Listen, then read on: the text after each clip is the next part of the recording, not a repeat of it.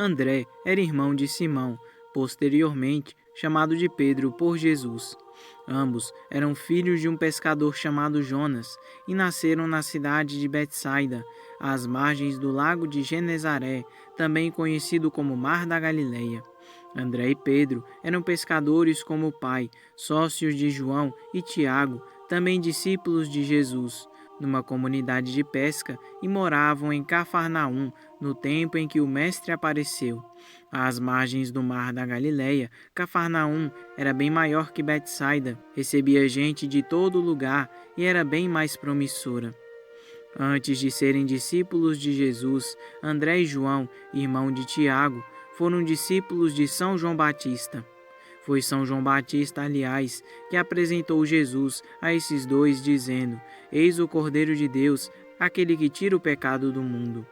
Os dois foram atrás de Jesus. André reconheceu logo, no filho de José o carpinteiro, o Cordeiro de Deus. O encontro com o Mestre deve ter sido maravilhoso, porque João, depois de mais de 60 anos, quando escreveu seu Evangelho, lembrou-se até da hora em que ele e André encontraram o Mestre.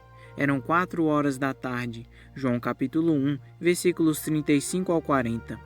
Mestre, onde moras? A resposta de Jesus à pergunta de André e de seu companheiro não tardou a chegar. Venham e verão. Era um convite ao qual não podiam rejeitar. Era a prefiguração de um chamamento sucessivo, mais explícito, que Jesus faria às margens do Mar da Galileia, também a Simão, seu irmão. Sigam-me, e eu os farei pescadores de homens.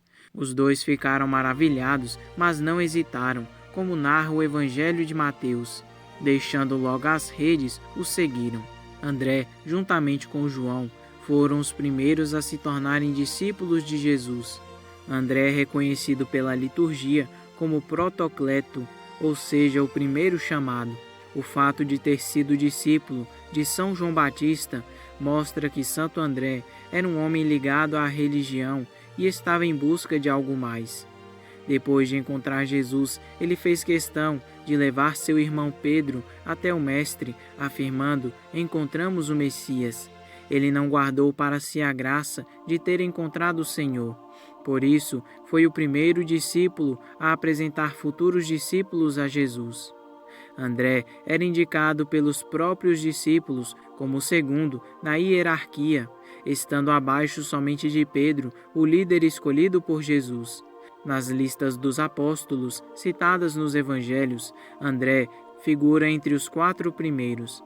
A tradição diz que Santo André era mais velho que Pedro. Porém, não se sabe se era casado como irmão ou se teve filhos. Sabe-se que, após seu encontro com Jesus, deixou tudo para seguir o Mestre. Jesus aumenta ainda mais a fé do apóstolo André, quando junto com Pedro, Tiago e João, o leva à parte ao Monte das Oliveiras, onde responde às questões sobre os sinais dos últimos tempos. Santo André é mencionado 12 vezes no Novo Testamento. Além de ser descrito como o primeiro discípulo, Santo André é citado no milagre da multiplicação dos pães. É ele quem apresenta o menino que tem 5 pães e 2 peixes. João capítulo 6, versículos 8 ao 14.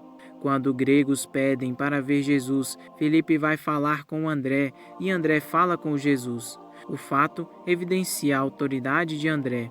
Santo André participou de toda a vida pública de Jesus, viu todos os milagres que o Mestre realizou, ouviu todas as suas pregações e ensinamentos, experimentou a própria fraqueza, fugindo quando Jesus foi preso, mas experimentou também a alegria do perdão, vindo de Jesus ressuscitado, e a força do Espírito Santo no dia de Pentecostes. Tudo isso moldou para sempre sua personalidade e ele se tornou um grande apóstolo. Os Atos dos Apóstolos afirmam que, com outros companheiros, André se dirigiu a Jerusalém depois da ascensão. O resto da narração sobre a sua vida é confiado a textos não canônicos e apócrifos. Você será um dos 2 pilares de luz no meu reino, teria dito Jesus a André, segundo uma antiga escrita copta. Logo após a vinda do Espírito Santo, Santo André ajudou a fortalecer a igreja nascente na Palestina. Depois, porém, partiu para anunciar o Evangelho em vários lugares da região, fixando-se em Patras, na Grécia. Lá, formou uma comunidade cristã forte, modelo para outras comunidades. Ali surgiu uma igreja viva, rica em discípulos e missionários. Vários milagres aconteceram pela oração de Santo André. Porém, ali também foi o local do seu martírio.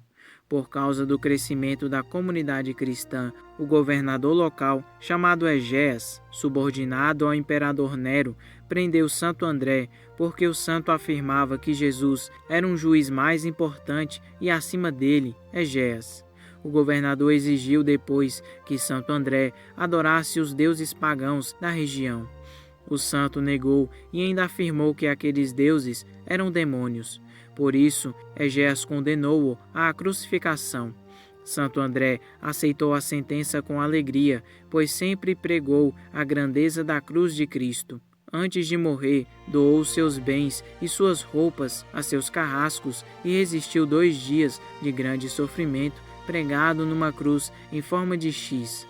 Antes de expirar, segundo a lenda dourada, ele teria pronunciado as seguintes palavras: Cruz, santificada pelo corpo de Cristo, Santa Cruz, por tanto tempo desejada e amada, sempre quis abraçar-te. Acolhe-me e leva-me até o Mestre. Antes de sua morte, uma forte luz envolveu todo o seu corpo e depois se apagou. Era o dia 30 de novembro do ano 60. Em 357, o imperador Constantino, convertido ao cristianismo, transladou os restos mortais de Santo André para Constantinopla. Depois, essas relíquias foram transladadas para Roma, onde estão até hoje, guardadas na Catedral de Amalfi. De fato, hoje Santo André é venerado como padroeiro na Romênia, Ucrânia e Rússia. Desta última, por causa da tradição sem base verídica, segundo a qual ele pregou nesse país, chegando até a altura de Kiev, e também na Escócia. Não se afirma ter ele pregado também na Escócia, porém a lenda conservada por João de Fordune, no Breviário de Aberdeen, não é menos destituída de credibilidade. Segundo a mesma, um certo S. Rolle, que era natural de Patras e tinha sob seus cuidados as relíquias de Santo André, no século IV foi avisado por um anjo, num sonho, para pegar parte das relíquias e levá-las para um lugar que lhe seria indicado. Ele fez conforme lhe fora pedido e seguiu em direção ao nordeste, em direção aos confins da terra, até que, a um sinal dado, o anjo o fez parar no lugar que nós chamamos San Andreas, onde construiu uma igreja para abrigá-las. Foi feito o primeiro bispo da mesma igreja e evangelizou os habitantes do lugar durante 30 anos. Esta história pode ter tido sua origem no século VII. Uma festa do translado das relíquias é celebrada na Arquidiocese de San Andreas no dia 9 de maio. Santo André, rogai por nós.